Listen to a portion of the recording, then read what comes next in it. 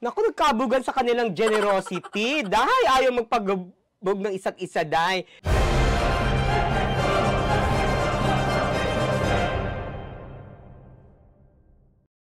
Sa aming season ender, pag-uusapan namin ang dalawa sa pinakamalaking bituin sa ngayon. Mari, sino ba itong mga to? Kim Chiu and Vice Ganda of It's Showtime, di ba? Ay, nagkabugan? Sa ganda o sa anong dahilan? Naku, nagkabugan sa kanilang generosity. Dahil ayaw magpagbog ng isa't isa, dahil. Remember, di ba, nung During their suspension. Ng suspension, di ba? Parang 2 weeks yun, di ba? Oo. Di ba? The It's Showtime family went to Hong Kong, di ba? Okay. Ilang araw din sila doon. There was this video ng dinner nila. The first video being Vice Ganda's night. Kasi siya ang nagbayad ng dinner. Siya ang sponsor, kumbaga. Siya ang sponsor, Chuchu. At magkano inabot ng bill sa halagang? Diyos ko, 63,000 lang naman. Wow! Oh my God. Palakpakan Diba? naman kay Mami Vice. Grabe! Iba rin ang talagang generosity. Diba? Bukal sa puso, Oo, tsaka parang wala lang. Wala lang. Parang wala lang sa kanya. 63K. 63K. Kasi makikita mo sa video, binigay yung bill. Tapos nilabas na yung card niya. Tapos yun na.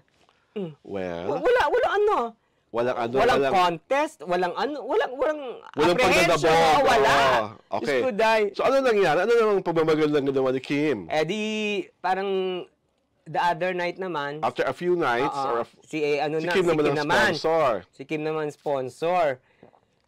So, nung natali na yung bill, Diyos ko, sabi, naloka siya. Pero wala din sa kanya. Magkano lumabas?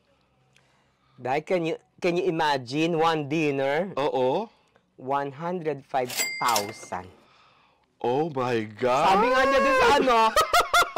niya dun sa it's my most expensive dinner My ever. gosh! Can you Ibig mong imagine? sabihin, mas parang ginanahan sila nung si Kim na ang nagpapakain? Oo, di ba? Ewan ko. Basta, O baka mas mahal yung restaurant? restaurant, oo. Na hindi ko maano kasi, Chingpiao si Pechingeni! It's a Chinese restaurant. Baka naman may Michelin star. Kasi diba normally pag may mga Michelin stars sa baka mga restaurant sa Hong Kong talagang mamahalin. Sabi nga ni Vice Ganda, my God, Kim Chiu, itong tissue. Kasi baka maiyak ka sa babayaran mo. Can you imagine, babayaran 105,000? Well, Tapos sabi pa ni Vice, my God, para ka nang nagpadibu ng pamangkin mo. Yes. Oo, di ba sa laki?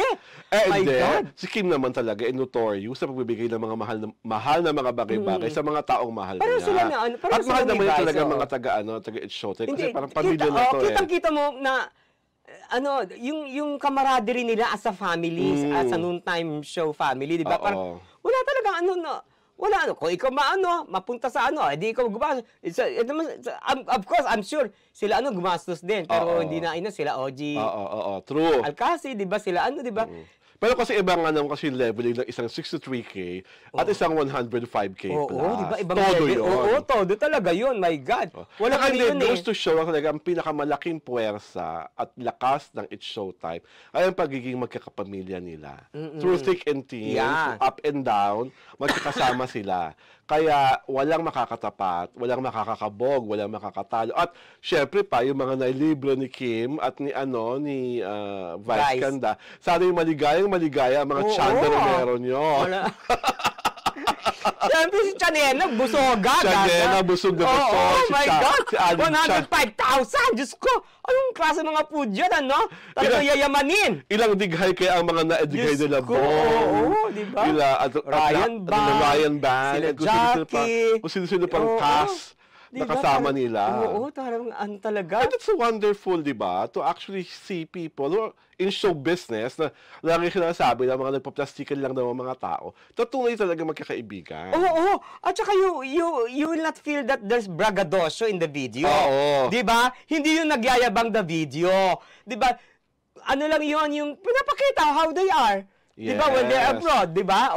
Hindi yung pagmamayabang na ang binayaran 105,000, ang binayaran 63,000, hindi yung pagmamayabang. Kasi baka may mga baso, di ba? Binidyo niyan. Wala kang pakialam. Kayo muna magbayad ng 63,000. Sige nga, tsaka 105,000 na dinner, di ba? At on that note, hindi kami nagmamayabang kasi meron pong mga bumabati sa amin. Diba? Dahil nga third season namin, ito muna ang mga pagbati. Ito na. Basa, Mare. Rian6395, nag-e-enjoy talaga ako sa inyo. Di nakakainis panoorin. Bongga! Palakpakan sa'yo, Miss Win. At talagang hindi naman kami nakakainis sa panoorin. Ang ganda-ganda ni Kumare ko ngayon. Oh, well, pink kung pink. At ako ay may favorite blusang itim. Kay Arlene Cruz, 4760. Oh, wag niyo tatarayan si Ultra Maldita. Siya lang ang may karapatang magmaldita. Ay ko? Diyos ko, nakakaloka naman yun, di ba? Parang ano... Palakpakan na may kasamang sigawan for kumaring Ultra Maldita. Nakakaloka, my God. Parang, siningle out niya ako. Diyos well, single out naman. Kasi naman lahat naman halos ng mga sinasabi ng mga tao dito sa ating programa ay talagang nakakatuwa, di ba? At bago namin tapusin ang aming Issue Chika, meron lang po akong gustong liwanagin. Una po sa lahat, sana po yung mga dapat makapanood dito ay mapanood ninyo.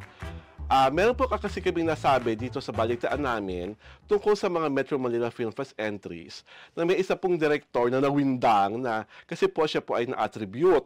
Una po, gusto ko lang pong sabihin na ako po ang may pagkukulang sa balitang yon. Kasi po, hindi po pala beripikado yung nasagap pong balita mula sa aking confidential source at yun po ay nasa laysay ko sa aking kumaring Ultra Maldita.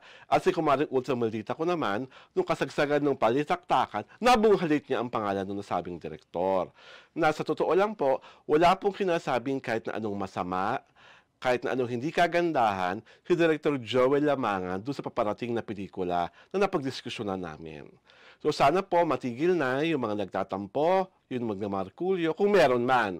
Dahil po talagang wala po kaming intensyon na makamnakit ng damdamin at mas lalo pong wala kaming intensyon na magsabi na hindi katotohanan ito sa aming palatuntunan. Kaya nga po ito ako ngayon, inaako ko na nagkamali ako, I was not able to verify the news from my source.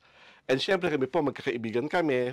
Pag kami kailan nagkikwentuhan ng mga bagay-bagay, ito pong impormasyon na to na hindi verified, na kulang pala sa katotohanan, ay nasabi ko kay kumaring Ultra Maldita. At si kumaring Ultra Maldita naman noon, dahil nga talaga namang hindi makataroon ang ginawa sa isang pelikula na naging isang superstar Nora Honor, nasabi niya yon. And it was taken out of context by so many people na akala niya talaga ganun talaga yung pelikula.